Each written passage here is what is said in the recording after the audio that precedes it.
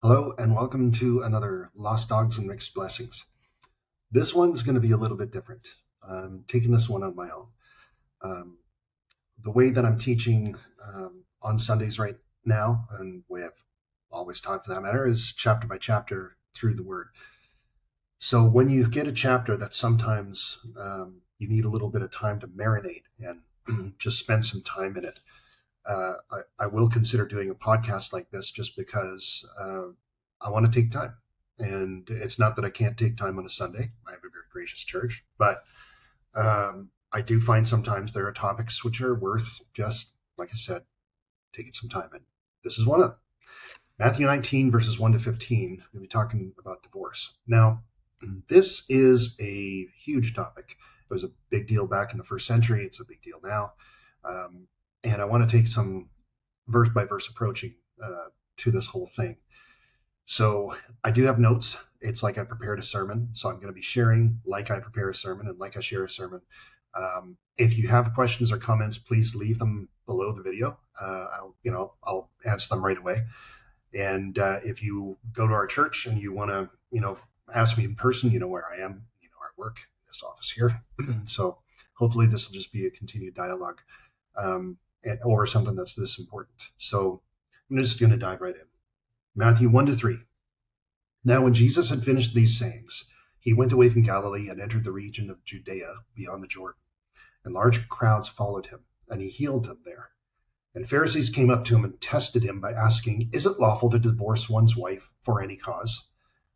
So this kind of continues this whole theme of conflict that Jesus was finding, because everywhere he went now, it was just this increasing level of conflict from the religious leaders trying to trip him up and not using honest questions. Like, this isn't an honest question. They're not actually looking for help for their personal lives. They're actually trying to funnel him into a certain way of thinking to try and trap him.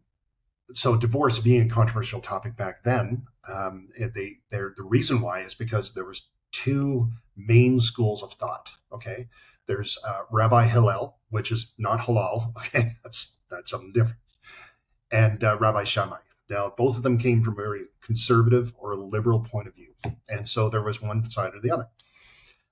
Shammai was very strict in his interpretation. Hillel was a fairly relaxed approach. And relaxed, I'm meaning not in the sense of grace filled or merciful. I'm talking relaxed in the sense you could divorce your wife for just about anything. It was considered, like marriage, a sacred duty. So if you were 20 years old and you weren't married, then there was probably something wrong with you. And unless you were studying the law, and of course that was like, you're allowed to be 20 and unmarried and studying the law. But if you were a man and you hit 20, they would actually accuse you of breaking the Mosaic law of not being fruitful and multiplying. Okay, so you'd actually be considered in sin if you were 20 and unmarried and you weren't studying the law. That's how seriously they took it. So it was like the ideal of marriage was way up here. But the unfunny, not funny thing, but weird and sad really, is that their view of women was so incredibly low. So that was like this odd mix of the whole thing. They thought highly of marriage, of the institution of marriage. They thought very lowly of the woman. In fact, really the man was the authority, the male dominated world that was there. And if Jesus chose one side or the other, he would alienate all of the men. It was complicated, right? So we would say today that the people of Jesus's day had this low view of women. And the Jews in general at that time had a very low view of women. A wife was bought. She was considered property. She wasn't allowed to vote. She wasn't considered in numbering. She was like a household servant, and she could be dismissed for any reason. And the ancient Jewish people had this high view of marriage, but low value of women. And this meant that their high idea of marriage was constantly being compromised, of course. These compromises became law under Rabbi Hillel's thinking. And according to him, a man could divorce his wife if she burned his dinner. Yeah, weird. Very weird. A man could divorce his wife if she was seen talking with other men in the street. A man could divorce his wife if she wore her hair down outside of the house, which at that time was, a woman of ill repute would wear her hair down, not a woman that was respectful in society. A man could divorce his wife if she talked badly about his parents in private or in public, which is kind of weird again. It could also be a reason for divorce if she was argumentative. And the funny thing is the clause actually goes into if the neighbor can hear her yelling from their rooftop, then this might be a problematic wife and the guy could kick her out in the street. Stupid reasons, but this is where the liberal interpretation of the Mosaic law led some rabbis. And so we have to understand a little bit about when Jesus is asked this question, we don't want to take his answer, in the sense of not having context to it, because he answers it so beautifully and richly that it's important to understand the history. That's why I'm spending some time in this, because those were valid grounds for divorce back in the day. And so they were trying to entrap Jesus, pick one side or the other, pick one lane or the other. And they're also trying to trap him politically because Herod married his sister-in-law. And so they were trying to essentially get him in the same position or the same problematic situation that John the Baptist found himself in, and he lost his head over. So this was a big deal. Verse 3 again, and the Pharisees came up to him and tested him by asking, is it lawful to divorce one's wife for any cause? So keep in mind, you had the two schools of thought there that were popular in the first century. This is what they were using and referring to in order to try and entrap Jesus. And each referred to that Mosaic law, which gave permission for divorce. And it comes from Deuteronomy 24:1. When a man takes a wife and marries her, if then she finds no favor in his eyes because he has found some indecency in her, and he writes her a certificate of divorce and puts it in her hand and sends her out of his house, and she departs out of his house, and it goes on and on and on. Depending on your translation, I'm using the ESV here, so indecency could also be uncleanness in some translations. So the idea is like we have to understand what that means. What is indecency? What is uncleanness? I mean, if this is coming from the Mosaic law and those two schools of thought are being brought out of the Mosaic law, we have to understand where this comes from. So if a man finds uncleanness or indecency in his wife, he can divorce her. And for Rabbi Shammai, which takes, I think, a little more of a conservative bent to it, looks at that as sexual immorality. Okay. Rabbi Hillel, it can mean any kind of indiscretion, even to the point of burning your husband's dinner. Okay. They also said that the rabbis at the time had sayings and traditions about the duty of divorce. So in other words, it's in a man's duty to divorce his wife if she is any of those other things, if she's argumentative or problematic or whatever. And I'm not going to try and define problematic, but these are two quotes from back in the day that made me laugh, but in an uncomfortable way, because I would never imagine saying this myself. Okay. The man with a bad wife would never face hell because he already paid for his sins on earth. The man who is ruled by his wife has a life that is not a life. Okay. So they're trying to get Jesus to side with one group or another. And they thought they had tripped him up. They were thinking, okay, we got you, right? You're going to have to choose a lane here. If Jesus chose Rabbi Shammai, which seemed to be more biblically grounded from the Mosaic law, okay, Jesus would be distanced from men of the society because they loved the idea of the easy divorce. Waking up one day and just thinking, you no longer please me for whatever reasons, get out of my house. Which, of course, the poor woman would be left with absolutely nothing. She would be left destitute. She wouldn't have a name to her house, so she would be considered used property, right? Horrible, horrible, horrible things. Certificate of divorce that was given was actually an incredible act of mercy, because then she could continue her life, start over, and she could have a life beyond. So let's bookmark that for a moment. I'm going to get into that in a bit. A woman could not initiate divorce, only the husband. So the men loved the school of Hillel, which allowed them to divorce for any reason. And the religious leaders really thought they had Jesus. So here's how he answers, verses 4-5. He answered, have you not read that he who created them from the beginning made them male and female, and said, therefore a man shall leave his father and his mother and hold fast to his wife, and the two shall become one flesh. So this answer probably drove them pretty crazy. These were Pharisees. These are men who lived and breathed by the law, okay? And to have Jesus basically say, have you not read what you guys study? It's kind of like, bro, do you even read the Bible, right? It's a very sassy thing to say, but beautifully, beautifully, beautifully put. And it was true because, like, Jesus is saying, look, you're asking the wrong question here. And oftentimes, what I find is that when people will bring me challenging questions, it isn't the question that matters, it's what's behind it or the reason why they're asking this question. And Jesus knew this. So he began talking about the first marriage, Adam and Eve. And it was an incredibly wise approach to focus on the scriptures and marriage. And if you want to keep a marriage together, you really need to approach things this way, scripturally. You need to approach it with submission. And with Adam and Eve, divorce wasn't only a bad idea, it was impossible. They were bound to one another. They were it. The whole idea of marriage is bound in creation. It's not simply an agreement between man and woman. It's something rooted in creation. It is something from the beginning. It is a holy institution, if you want to consider that. Genesis 1, verse 27. So God created man in his own image, and in the image of God he created him. Male and female he created them. So God made men and women, and he made them different. And God is the one who joined them together in marriage. And Jesus is showing God's authority over marriage. It's God's institution, not man's. So therefore, neither of the two schools of thought back in the day apply.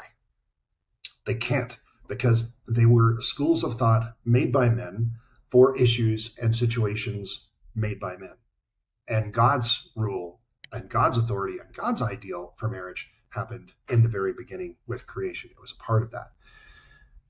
It's good for everyone that men and women have a partnership and raise children in that environment. And couples need to forsake singleness. I think one of the things that I have to go through when it comes to premarital counseling is that there's often this real question. We can talk about divorce and we can talk about, the concessions for divorce, and I'm going to get into that. But we also have to talk about marriage, and we have to talk about the importance of knowing who you're marrying. We often have Christmas in our eyes, and we don't ask those hard questions. And it's like we're seeing, with eyes wide shut, eyes closed, almost like love is blind, right? And we see that in the beginning, and we don't ask the hard questions. When we get married about a year in, all of a sudden our eyes are wide open. We're thinking, okay, there are some problems we got to deal with here. That kind of stuff needs to come out in premarital counseling. And I find a lot of couples just don't listen before they get married. They think, we're the perfect couple. We never argue. And I'm like, yeah, no. It's important to bring these things up in premarital counseling. I cannot stress it enough. That is important. Back in the day, the Jewish people looked at engagement so seriously, such a big deal that you actually needed a certificate to break from that. It wasn't just something you could just kind of over text to, I'm done. Like, no, not like that at all. So getting engaged is a pretty big deal. And if there's anybody that is not married that's thinking about getting married, I highly recommend that you take it slow, you pray through it, and don't rush without asking the hard questions. Premarital counseling really needs somebody there that is not yourself, that are not your parents, to ask you the hard questions of things like, who's going to manage the money? What are your expectations of hanging out with the in-laws? All of these things that can spark some pretty big arguments. We really need to do that. If one of you gets sick, will the other one be able to work and take care of the other? All these kinds of things, because we can't walk in just having things handed to us in life. We have to work hard for it. Are both of you hard workers, or is one of you not? I can't tell you how many times I've faced that looking at different marriages and trying to help people through those situations.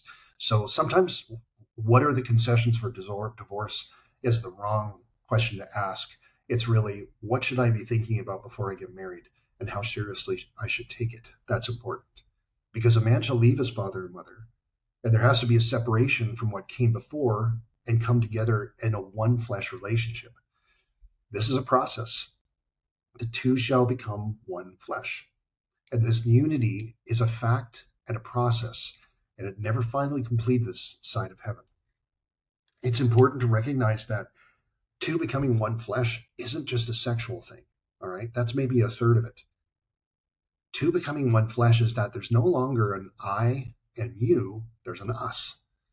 Okay. And it's not that we become and we forsake our personalities and we become this blob of just, we wear each other's clothes all the time. So maybe you do, I don't know.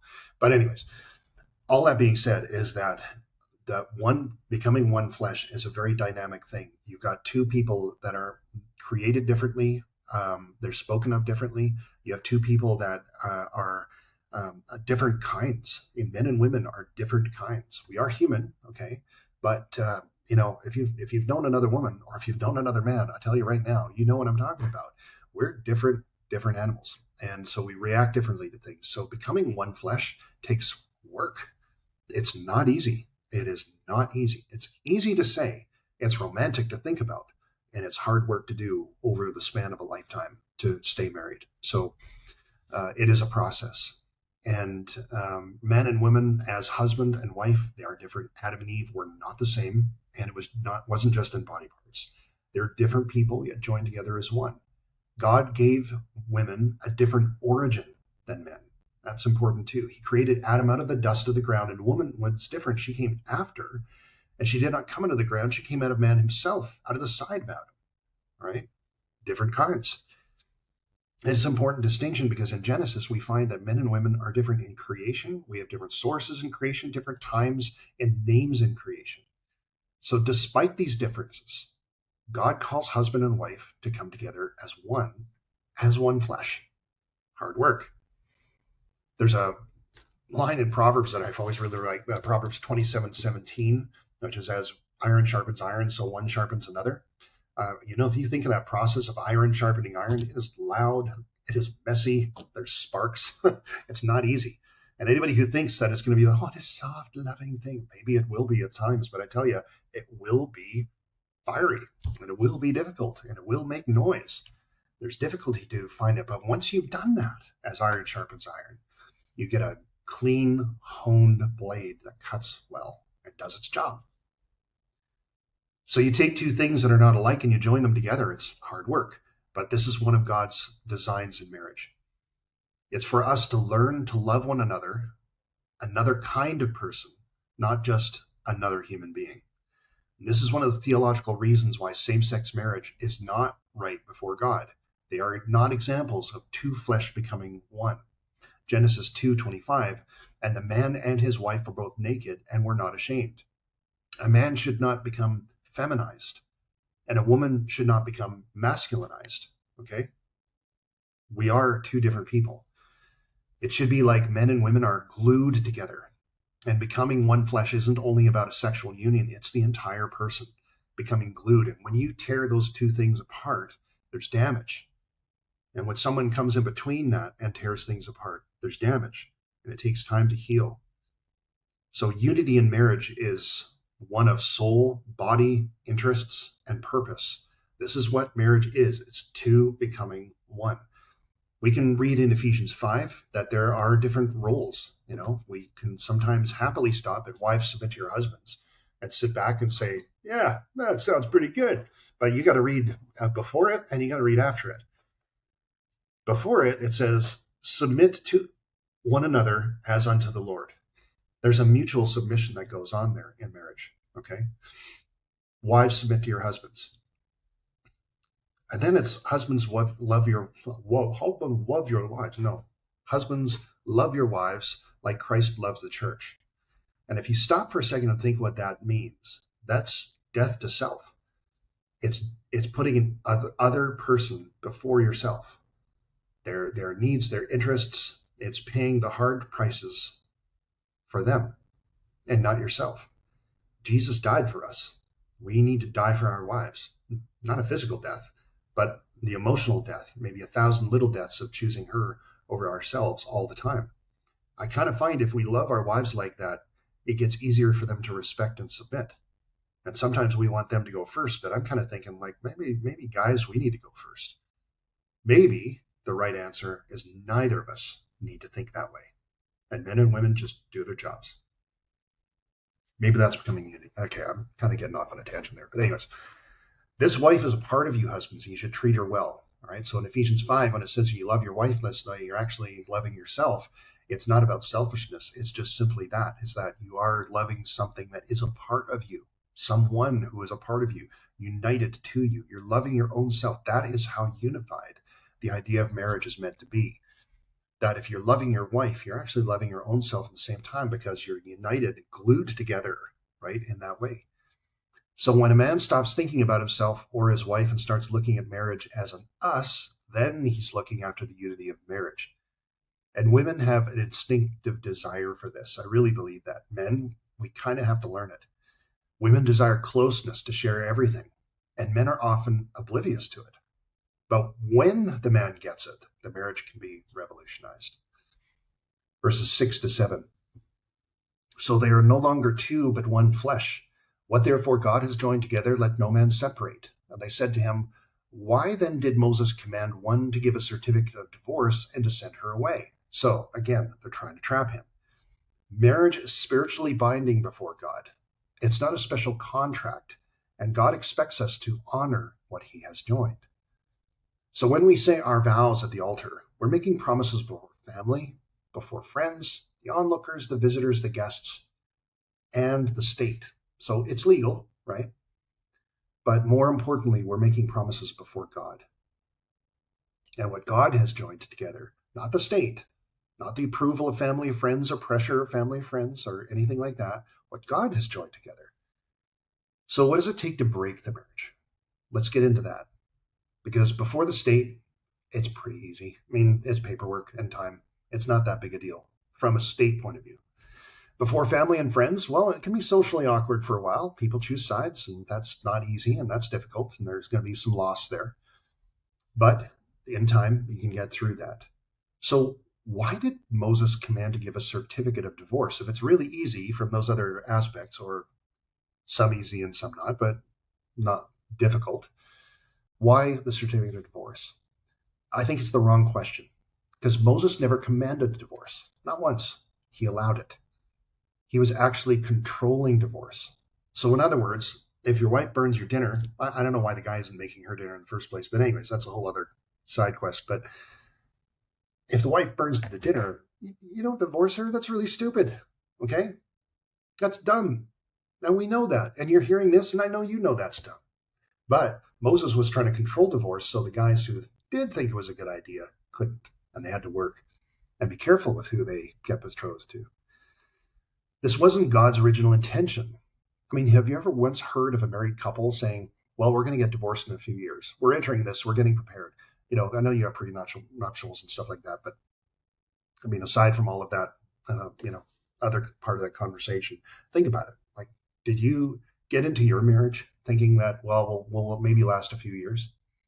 You know, the talk on the water cooler in Canada at one point, when I say water cooler, I mean, in the sense of talk around the officiant, non-office, but just online and things and phone calls we had and shared and stuff, things that were posted and whatnot, was that the trend moving forward was to move towards marriage leases.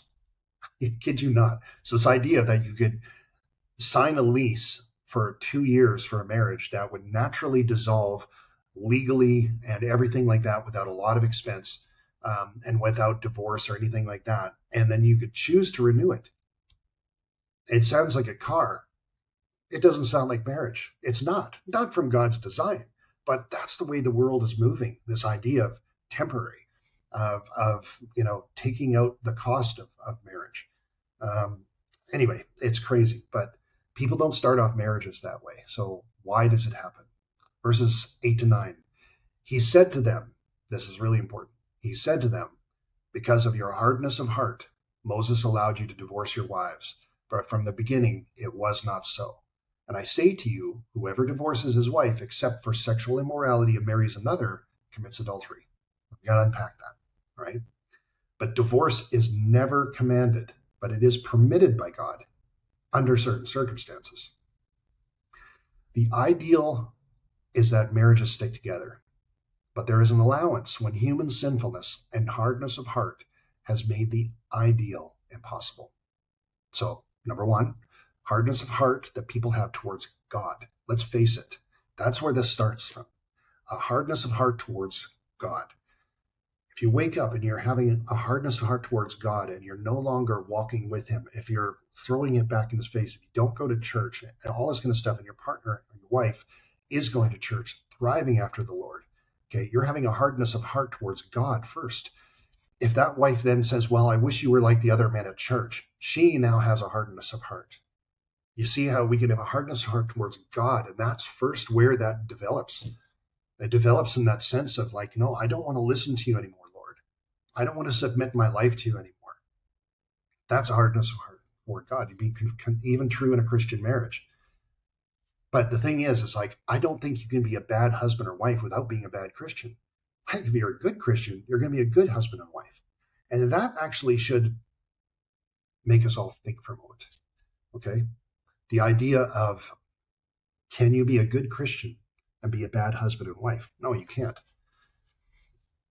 And the reason why I say that is because if we look at the product of the fruit of the Spirit in our lives, love, joy, peace, patience, kindness, gentleness, faithfulness, self-control, we look at all of these things. If that's growing in us in increasing measure, then we're going to be a great husband and wife. We're going to have more joy, not relying on circumstantial happiness.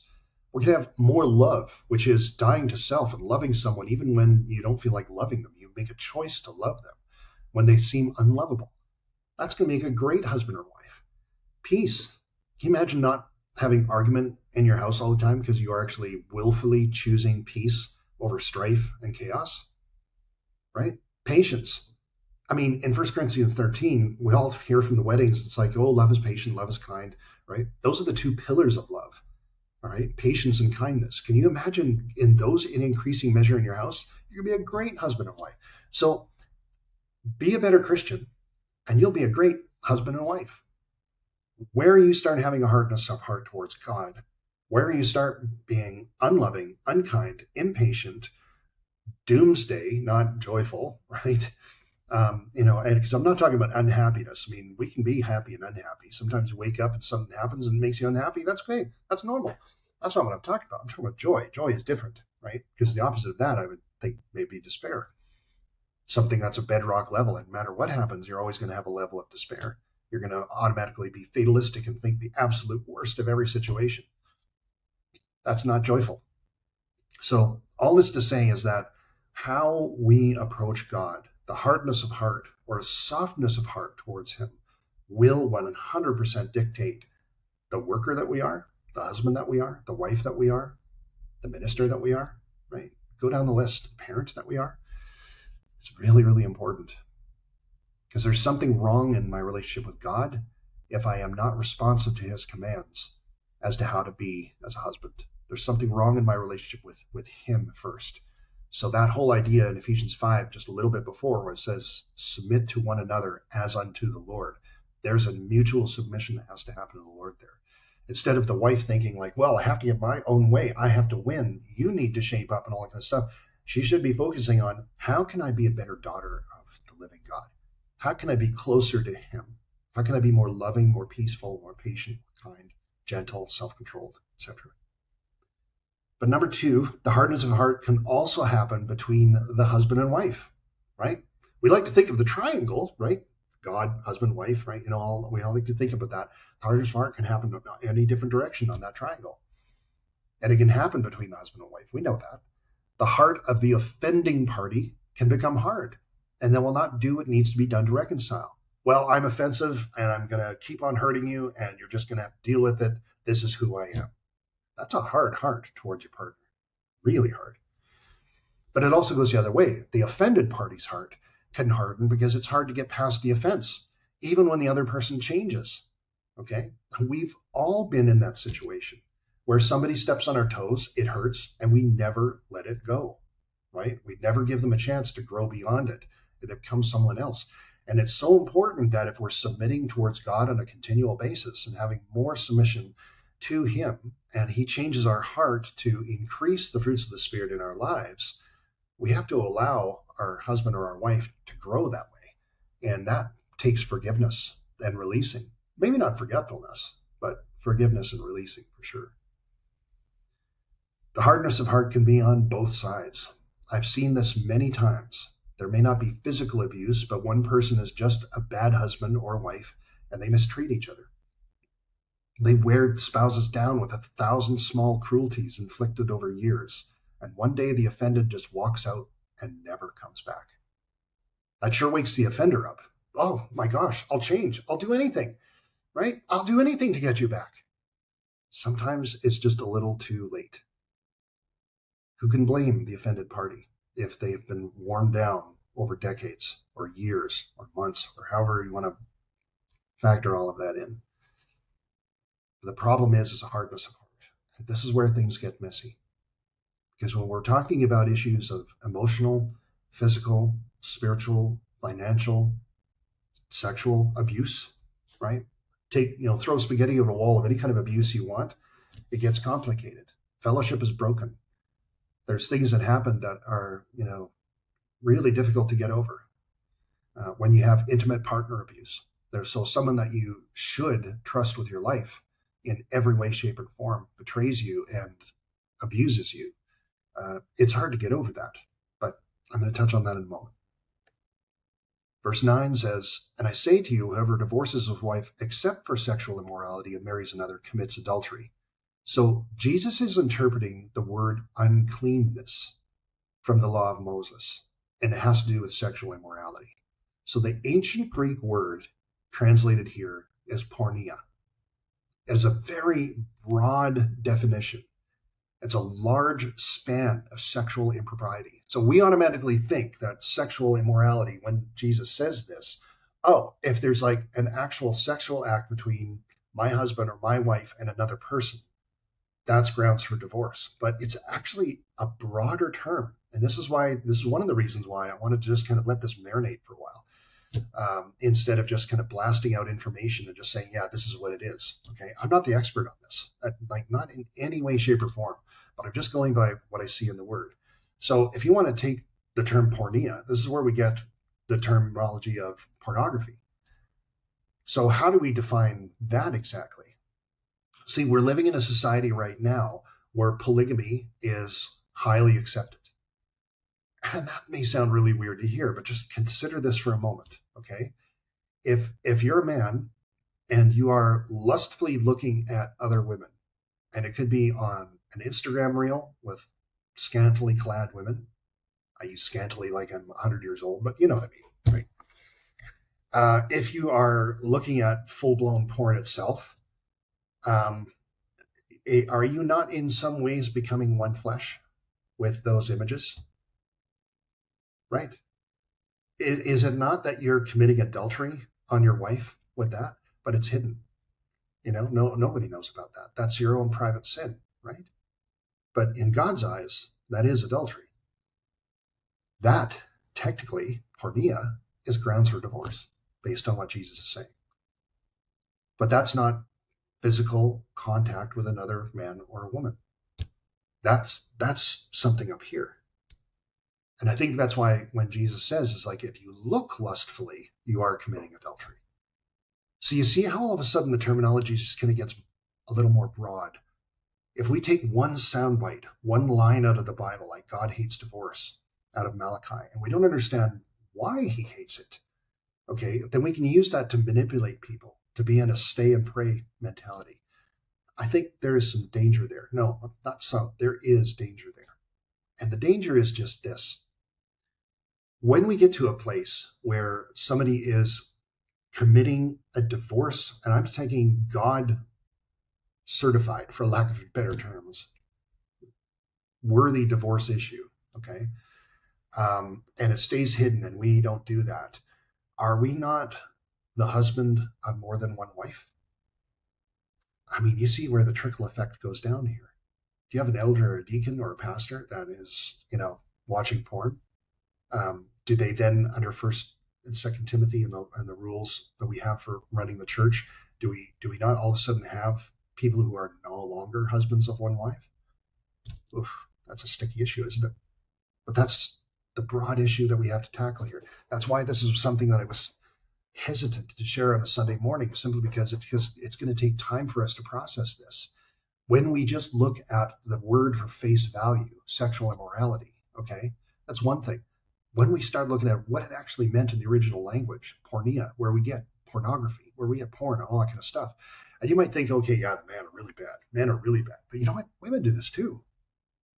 There are some porn sites that claim 40% of the traffic comes from women. Yeah.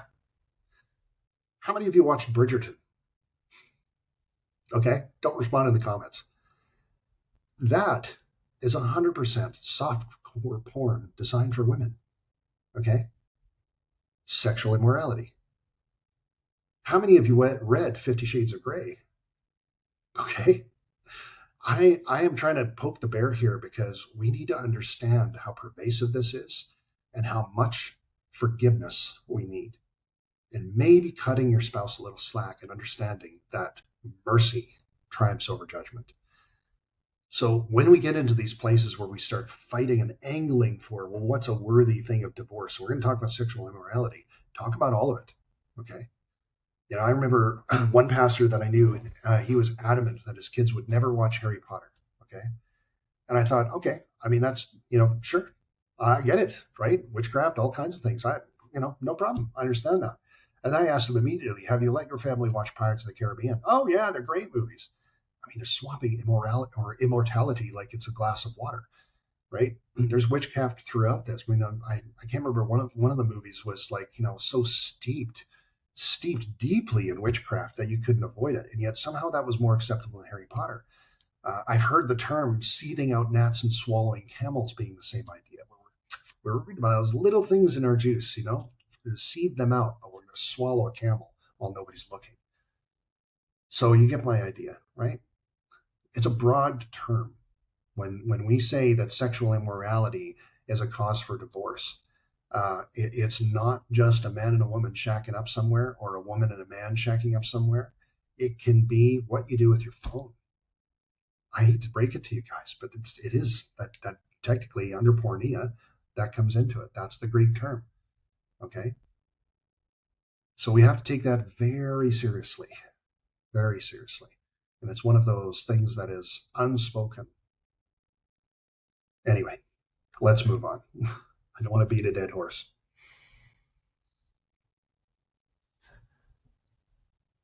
I have to get a little more uncomfortable though. Sorry, but I got to stick to scripture. All right. Incompatibility. All right. So not loving each other anymore, being miserable because you just don't like the way that they do their hair.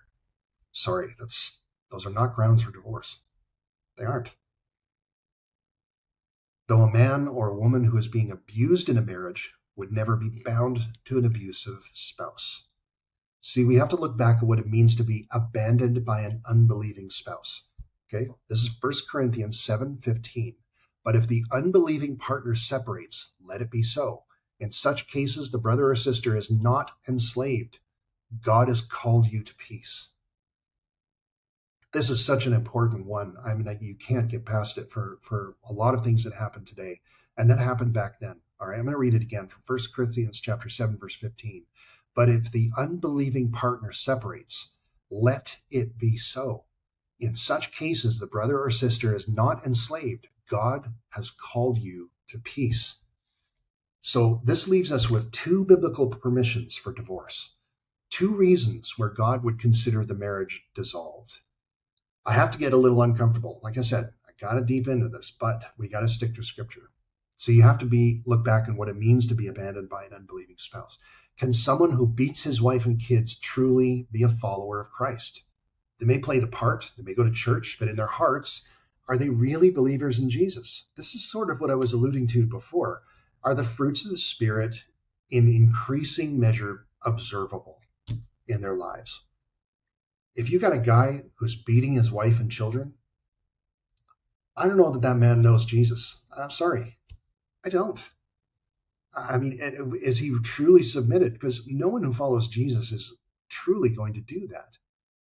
And I have to make a distinction there. I'm not trying to judge, but you look at the evidence, and the evidence speaks for itself. Okay? Is that a loving, joyful, peaceful, patient, self-controlled? Right? I mean, do you see what I'm saying? Like, we have to then look down that road that there are avenues where fellowship is broken and a wife is abandoned. And under that passage that Paul has written for us, especially to the church in Corinth there, but for all of us too, abandonment is a reason for divorce. You can be abandoned by your spouse and an unbelieving spouse as well. And so you have to go back. Is like, is a partner or is a wife or a husband that is abusive in any way, are they following after Christ? Now, here's the thing. Do you give up or do you stay? Well, I think if there's a threat of safety, you shouldn't be there. I'm not saying you get divorced. Maybe you have to, but it depends on the hard-heartedness of the other person and the hard-heartedness of the person being offended as well. Where are you at with that? Because if you're being beaten, you should be safe. You shouldn't be that. I remember a story, like years ago, where, sitting with this guy and this wife, and he confessed that, he would hit her. And it would be like the kind of thing where you just walk up in the kitchen and slap her kind of thing. Like no reason, not that there's any of a reason, never a reason, period. But like, like it's not like she's even antagonizing him where self-control will be required. That's what I'm trying to say, right? There was nothing there. And so he was abusive, just terrible. Okay. And my thought is like, look, you're breaking a federal law right now. You are literally striking the citizen of a country that you belong to.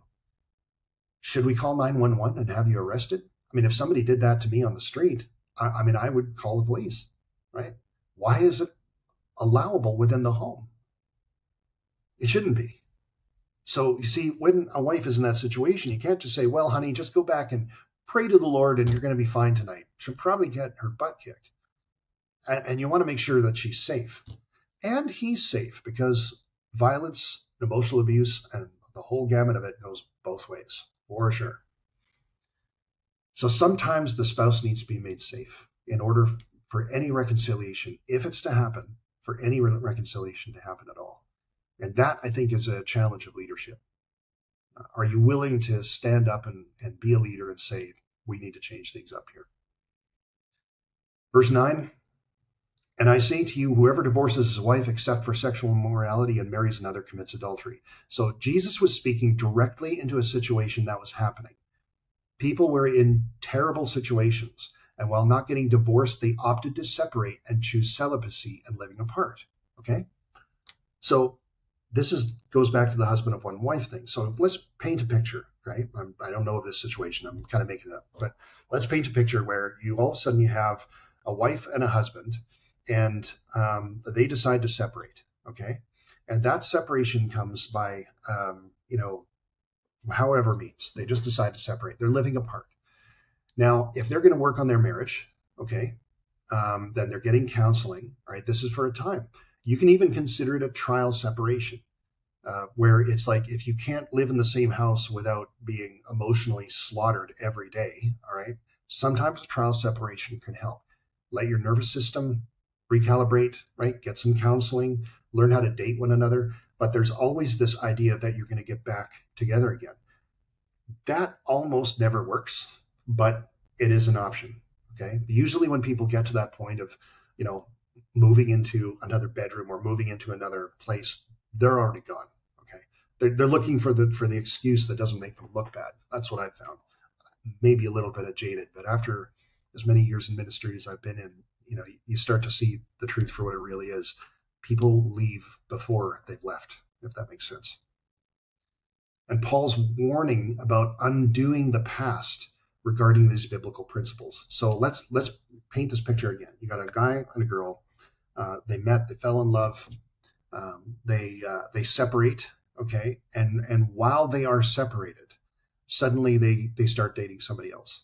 Okay, while they're living together and in their minds and their hearts they've separated, they've started dating someone else. I mean, yes, that looks like classic adultery. Sure it is. You can have emotional affairs too, right? It doesn't have to be physical. It can be that sense of like you long to be with someone. You want to be around them every time you're near them. There's those kinds of things that can bridge into emotional adultery. It's a very slippery slope. okay? And it's a very complicated situation, but so is physical adultery too. So when we're talking about these things, it's like, all right, so you got a separation. While you are separated, then you start dating other people. Well, the divorce didn't happen right. It didn't happen in a biblical, or lack of better terms, legal way. You separated, but you didn't really divorce. And then you've met someone, and then you decide, okay, I'm going to divorce my wife. Now, what happens years later? And suddenly you both love Jesus, and you think, oh man, maybe I should divorce this wife and go back to my original wife. No, that's what Paul is saying here. Okay, only let each person. 1 Corinthians chapter 7, verse 17. Only let each person lead the life that the Lord has assigned to him, and to which God has called him. This is my rule in all the churches. So wherever you are, be fully there right now. Okay? Don't go back and try and undo the past relationships that way. If you had a divorce that you did not choose, or maybe it was made hastily, and now you're remarried, don't divorce your second wife and go and try things again with your first wife out of guilt. Walk as the Lord has called you, here and now. When I counsel someone, I never tell them, get divorced. I don't tell them, yeah, you should leave your husband, right? Like, man, it just bothers me when I hear that kind of thing. It really does. I'm never on team divorce, okay? I tell them whether or not they have biblical grounds for divorce. I look at the situation as like, okay, if the person is horrifically abusing someone, I might say, yeah, you guys need to be safe. Therefore, maybe the same roof is not going to work for you right now, right? I may say that. I have said that. Separation isn't always a useful tool in reconciling a marriage. Like I said, if you've left before you've left, you're already gone. It just may be for the safety and the well-being of the husband and the wife. So the main idea is to preserve two lives from unhealthiness and destruction. And if all of this seems too hard, too severe, too challenging, well, let's look at this and get a little more uncomfortable. Verse 10, the disciples said to him, if such is the case of a man with his wife, it's better not to marry. Well, they're saying that if marriage is this permanent, and I can't divorce my wife for burning my dinner, I mean, if it's that binding, maybe I should reconsider. I mean, marriage is not something to enter into lightly. Not at all. With premarital counseling, it can be tough. Many couples don't listen well. Like I said, they have Christmas in their eyes. Oh, we love each other. We never fight. He's so perfect. Well, neither of you are. But you need to keep your eyes wide open before the marriage and half shut afterwards. Keep your eyes wide open before the marriage and half shut otherwards, because love covers over a multitude of sins. Okay, so, the garbage lid keeps getting lifted up or left up. It's not the end of the world, It isn't. I mean, I used to think it was. It's not the end of the world. So, you go through marriage with your eyes half closed, hopefully, with some things like that, with those kinds of deals anyways. But look for the faults before you get married. Look for the red flags before you get married, and listen to people around you. If you're getting warnings of like, you have no idea who this guy is, run. Oh, you have no idea what kind of woman she is. Well, run. Or take longer to get to know one another. Do premarital. What I definitely tell people now that I regret not telling more people in the past is see them in their natural habitat. See how they treat their moms and their dads, and their sisters and brothers. See them in their hometown, right? Get to know them where they grew up, and see how they react and how people react to them, right? That's pretty good advice, because we can always get sold on the picture of the person wherever we are, and that can be a problem. Because sadly, we often do it the other way. Before marriage, we're blind, and after marriage, our eyes are wide open and we see all of the faults. So verses 10 to 12, the disciples said to him, if such is the case of a man with his wife, it is better not to marry. But he said to them, not everyone can receive this saying, but only those to whom it is given. For there are eunuchs who have been so from birth, and there are eunuchs who have been made eunuchs by men, and there are eunuchs who have made themselves eunuchs for the sake of the kingdom of heaven. Let the one who is able to receive this, receive it. Jesus accepted celibacy. So did Paul.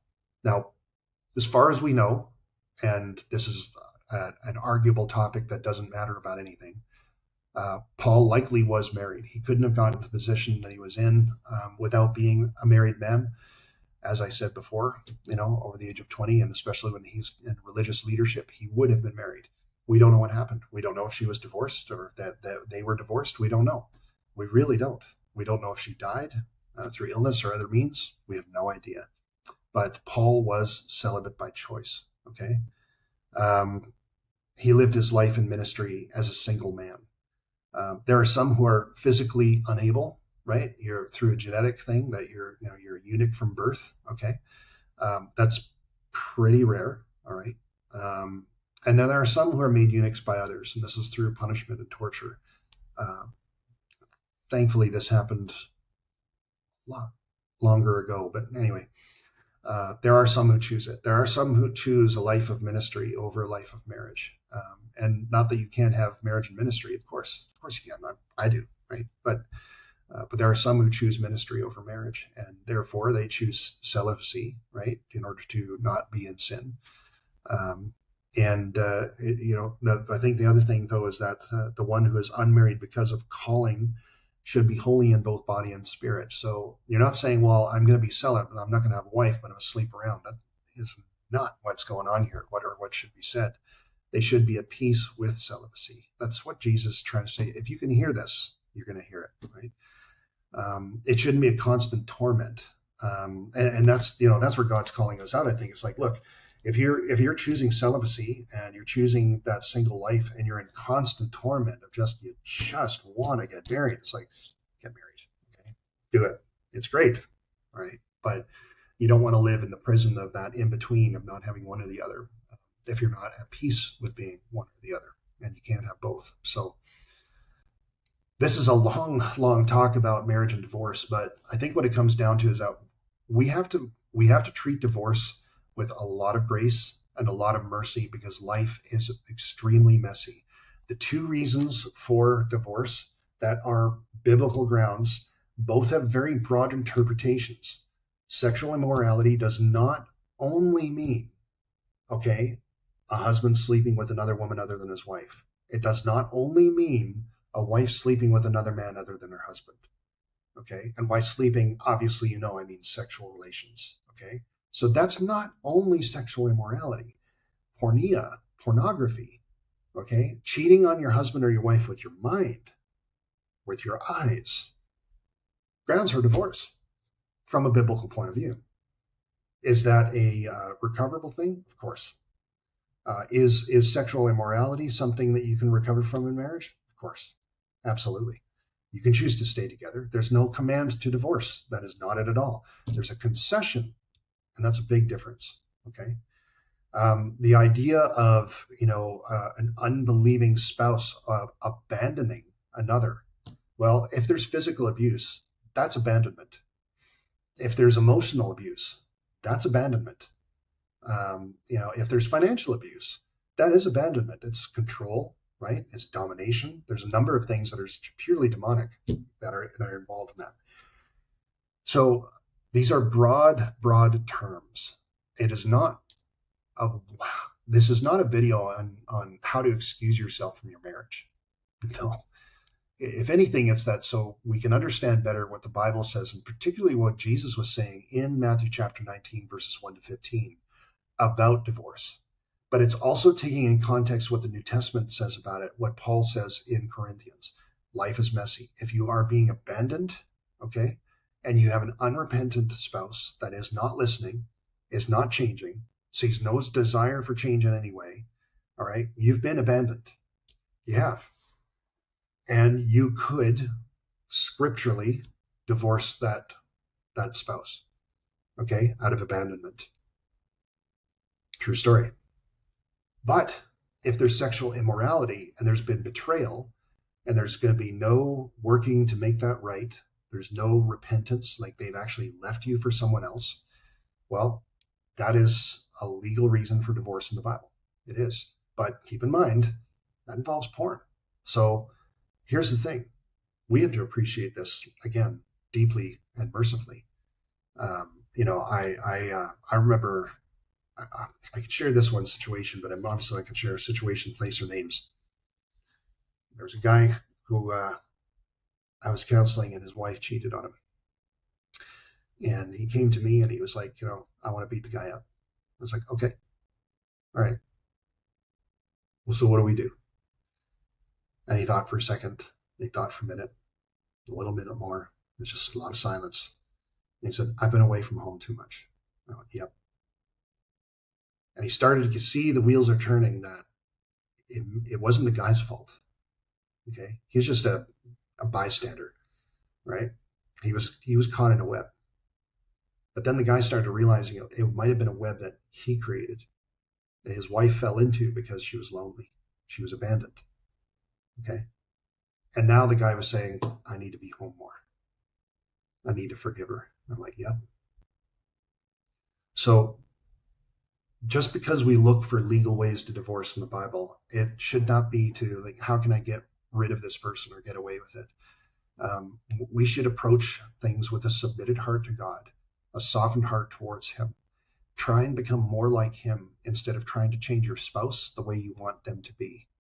You try and be more like Jesus. Okay? But you are not a prisoner. You are not a prisoner. God has called you to peace.